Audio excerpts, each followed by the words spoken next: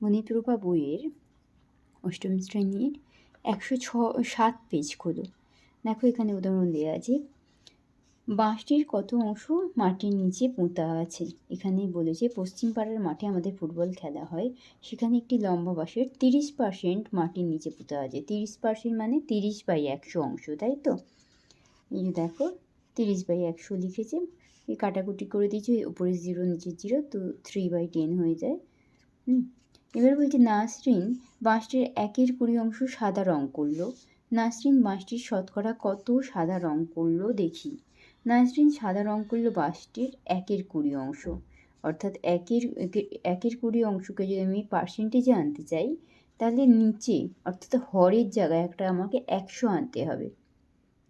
100 দিয়ে ভাগ করলে এই যে দেখো 30%কে দেখানোর জন্য আমরা 30/100, অর্থাৎ নিচে একটা 100 ছিল, তাহলে এখানেও আমাকে পার্সেন্ট 1/20 অংশটাকে পার্সেন্টে নিয়ে যাওয়ার জন্যে 100 দিয়ে একটা হরে একটা 100 থাকতে হবে।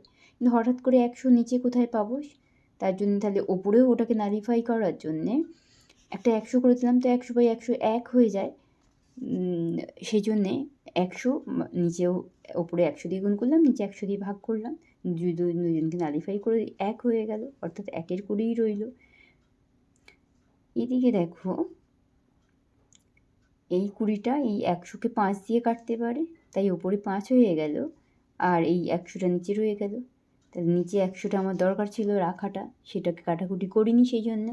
তাহলে নিচে 100 যদি রেখে দিই, এই কথাটার অর্থ হলো 5%। 5/100 অংশ, এই কথাটার অর্থ হলো 5%। যেরকম করে 30%-এর অর্থ হলো 30/100 অংশ, সেরকম 5%-এর অর্থ হলো 5/100 অংশ। অর্থাৎ নাসরিন বাঁশটির শতকরা 5% সাদা রং করলো।